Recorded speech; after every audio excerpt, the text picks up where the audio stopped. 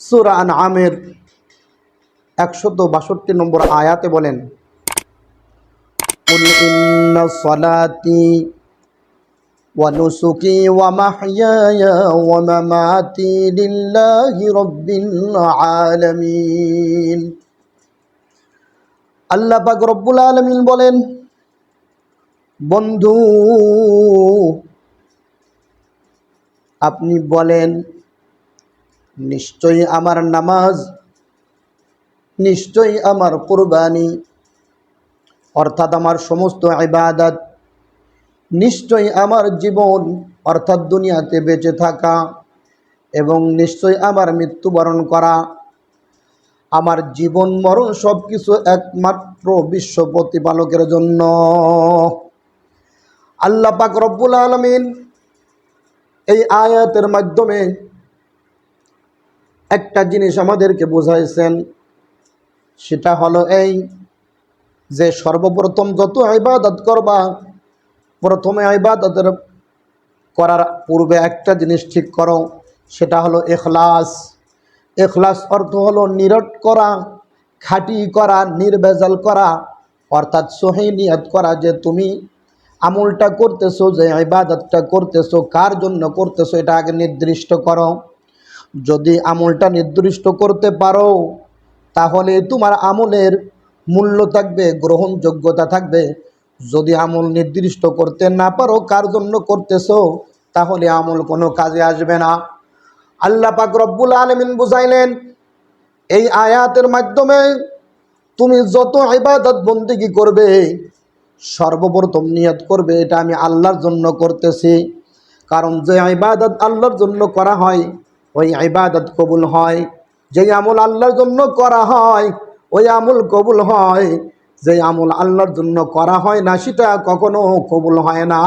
এজন্য সর্বপ্রথম তুমি আমল করার পূর্বে, নামাজ পড়ার পূর্বে তুমি চিন্তা করো নামাজটা কার জন্য পড়তেছো, আগে এটা ঠিক করো, নির্দিষ্ট করো।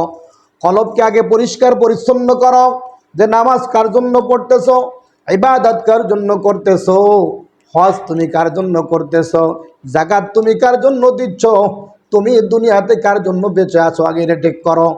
যখন তুমি বলবে একমাত্র সব কিছু আমি আল্লাহর জন্য করতেছি, তখনই তোমার সমস্ত আমলকে আল্লাহ কবুল করে নেবেন।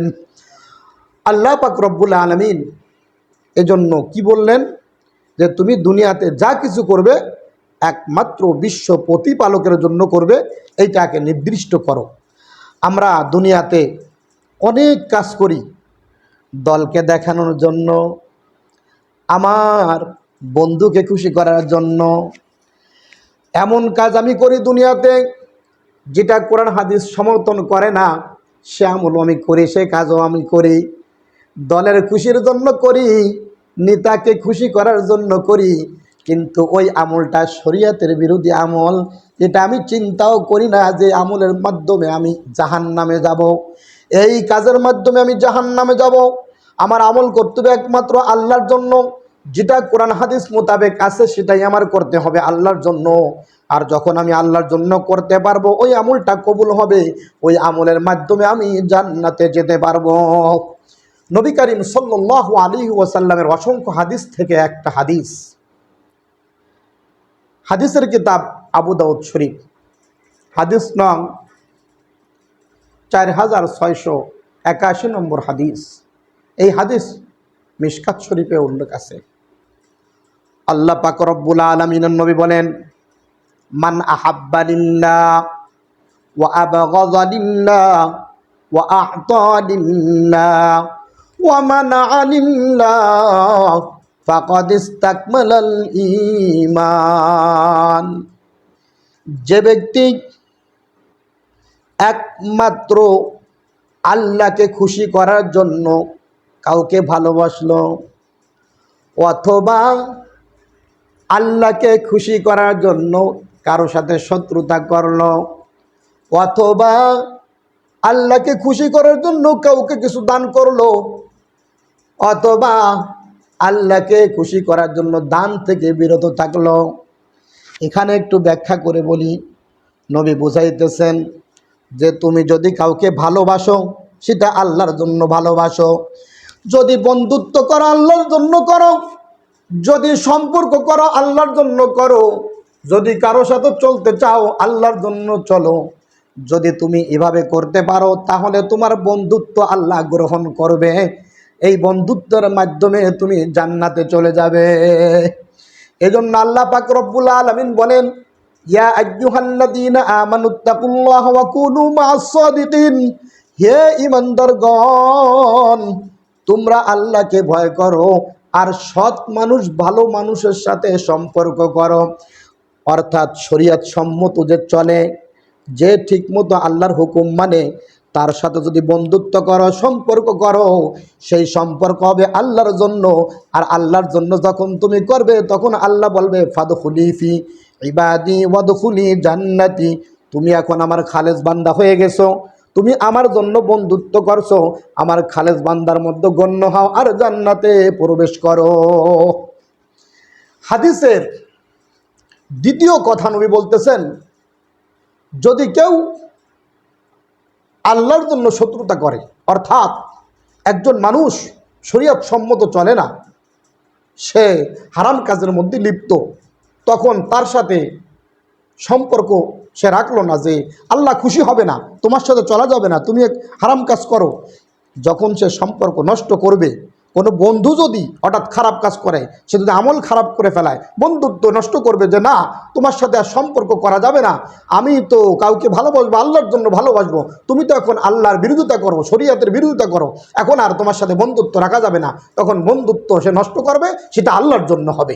সুতরাং এজন্য কি করব, যে শরীয়ত মোতাবেক চলে, আল্লাহকে খুশি করে চলে, তার সাথে বন্ধুত্ব করব, আর যে চলে না তার সাথে বন্ধুত্ব ছিন্ন করব। আর এই ছিন্ন করাটা হবে আল্লাহর জন্য। আল্লাহ সবাইকে তৌফিক দান করে। হাদিসের তৃতীয় কথা বলতেছেন, যদি কিছু দান করো সেটা আল্লাহর জন্য করো। দুনিয়াতে বর্তমানে দানের যে কত পদ্ধতি বের হয়েছে, একটা লুঙ্গি দান করবে, ফেসবুকে দিয়ে রাখছে, একটা টাকা দিবে, কয়েকজনের ছবি তুলতেছে, একটা লুঙ্গি দিবে, একটা জামা দিবে, একটা ইফতারি দেবে। আজ আমি দেখলাম একটা রাস্তার ভিতরে ইফতারি দিচ্ছে, নায়ক নায়িকার ছবি, তার ভিতরে নেতাদের ছবি, আমি নাম বলবো না, বিভিন্ন নেতাদের ছবি সেখানে এঁকে রাখছে এবং ব্যানারে টানিয়ে রাখছে। সেই নেতাদের দেখাইয়া এই ইফতারি দিতেছে, তাদের পক্ষ থেকে দিতেছে। অর্থাৎ ইফতারির মাধ্যমে নির্বাচনী যে সামনে নির্বাচন আছে, নির্বাচনে ভোট চাইতেছে, এটা বোঝাইতেছে। এই দান তো আল্লাহ পাক রব্বুল আলামিন বলেন না সেটা আমার জন্য হচ্ছে, দান তো শুধু নিরাট খাঁটি একমাত্র আল্লাহ বলেন গোপনে দান করো, খালেস ভাবে কার জন্য করো, আগে দান ঠিক করো। তুমি গোপনে করলেও আমি দেখি, প্রকাশ্যে করলেও আমি দেখি।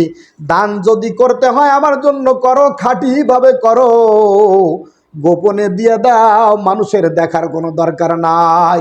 প্রকাশ্যেও দান করা জায়েজ আছে, কিন্তু ইখলাস থাকতে হবে, তাকওয়া থাকতে হবে, যে কে দেখলো না দেখলো আমার দিতে হবে, মানুষ উদ্বুদ্ধ হবে। কিন্তু দান তো এমনভাবে করা উচিত একমাত্র আল্লাহকে খুশি করার জন্য, আল্লাহ দেখলেই চলে। কিন্তু আমাদের দানের যে এখন পদ্ধতি বের হয়েছে, তো কোনো না কোনো দুনিয়ার উদ্দেশ্য তার ভিতর রয়ে গেছে, এই সমস্ত দান কবুল হয় না। এজন্য কি বলছে, যা করবা তুমি আল্লাহর জন্য করবা, আল্লাহর জন্য যদি করো সেটা কবুল হবে। হাদিসের চতুর্থ কথা, যদি তুমি দান থেকে ফিরে থাকো, বিরত থাকো, সেটাও আল্লাহর জন্য হইতে হবে। কেমন? যদি কোনো ব্যক্তি দান থেকে বিরত থাকে, কার জন্য? আল্লাহর জন্য, তাহলে শেষে বলতেছে ফাকাদ ইস্তাকমালাল ঈমান। এই 4 গুণ, অর্থাৎ কেউ বন্ধুত্ব করলো আল্লাহর জন্য, বন্ধুত্ব নষ্ট করলো আল্লাহর জন্য, দান করলো আল্লাহর জন্য, দান থেকে বিরত থাকলো আল্লাহর জন্য, এই 4 যে কাজ, 4টা কাজ যে আল্লাহর জন্য করলো, ফাকাদ ইস্তাকমালাল ঈমান, সে ঈমানকে পরিপূর্ণ করে নিল। আল্লাহ সবাইকে হাদিস অনুযায়ী আমল করার তৌফিক দান করেন। এই শেষ কথাটা, হাদিসের শেষ কথাটা আমাদের বুঝে আসলো না। যদি দান থেকে বিরত থাকো আল্লাহর জন্য থাকো, সেটা কিভাবে হলো? সেটা হলো ভাই, আপনার এলাকায় গান বাদ্য হচ্ছে, নায়ক নায়িকা আসবে, সেখানে টাকা দিয়ে দিলেন, যত খরচ লাগবে আমি দেব। আপনি এখানে টাকা দেওয়ার সাথে সাথে আল্লাহ পাক রব্বুল আলামিন কি করলেন? বলবেন যে তুমি তো গুনাহ করলে, তুমি তো একটা খারাপ কাজ করলে। আর যখন তোমার কাছে যাবে, তুমি যদি বলতে পারো গান বাজনা হারাম, অনুষ্ঠান হারাম, সুতরাং আমি এখানে কোনো কিছুই দেব না, আমি যা দিব শরীয়ত মোতাবেক আল্লাহর জন্য দেব, এই বিরত থাকাকেই আল্লাহর জন্য বিরত থাকা বলে। আল্লাহ আমাদের সবাইকে তৌফিক দান করেন, এরকম দান করার তৌফিক দান করে। চিন্তা ভাবনা বেরেনে রাখতে হবে যে আমি যখন যা করব একমাত্র আল্লাহর জন্য করব।